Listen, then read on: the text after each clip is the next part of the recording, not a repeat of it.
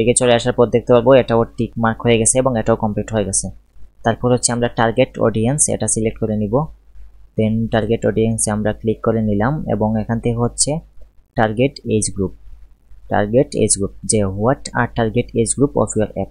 আপনার অ্যাপটা আপনি কাদের জন্য তৈরি করেছেন? আপনার অ্যাপটা কি বাচ্চাদের জন্য, নাকি 13 থেকে 15 বছরের বাচ্চাদের জন্য, নাকি 16 থেকে 17, নাকি 18 অথবা ওভার?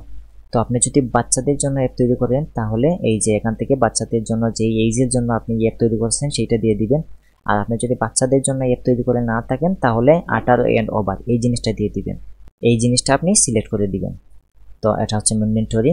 আপনি যদি বাচ্চাদের জন্য তৈরি করে না থাকেন তাহলে কখনোই 18 এন্ড ওভারের নিচে দিবেন না, 18 এন্ড ওভার দিয়ে দিবেন।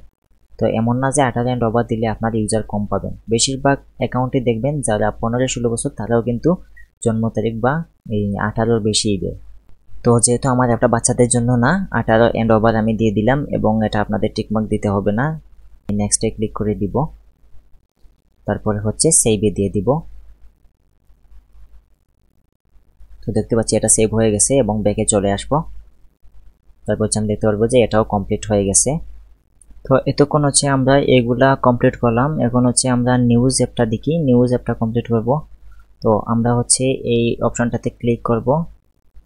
ক্লিক করার পর আমরা দেখতে পারবো যে নিউজ অ্যাপ এবং is your app is a news app. আপনার অ্যাপটা কি নিউজ অ্যাপ? তো আমাদের অ্যাপটা নিউজ অ্যাপ না, তাই আমি না দিচ্ছি। আপনাদের যদি অ্যাপ নিউজ অ্যাপ হয়ে থাকে তাহলে ইয়েস দিবেন, না হলে নো দিবেন। দিয়ে এখান থেকে সেভ করে নেবেন। তারপর হচ্ছে এটা সেভ হয়ে গেল। এখান থেকে আমরা ব্যাকে চলে আসব।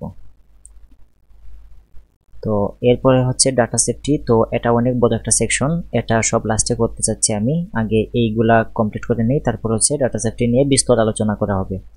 তো এরপর হচ্ছে গভর্নমেন্ট অ্যাপ, এইটাকে কমপ্লিট করে নিই। আমরা এখানে ক্লিক করব।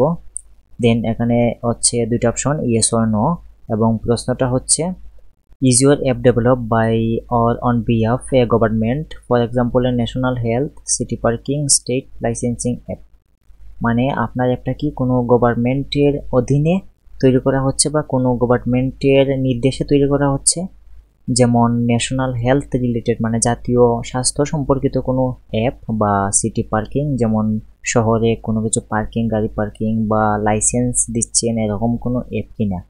যদি হয় তাহলে ইয়েস দিবেন। ইয়েস দিলে কি হবে, কোন ন্যাশনাল ডিপার্টমেন্ট বা কোন ডিপার্টমেন্ট থেকে আপনাকে অথরাইজেশন দেওয়া হয়েছে যে আপনি দেশের জন্য বা গভর্নমেন্টের জন্য অ্যাপ তৈরি করছেন, তো সেগুলো আপনাকে এখানে দেখাতে হবে।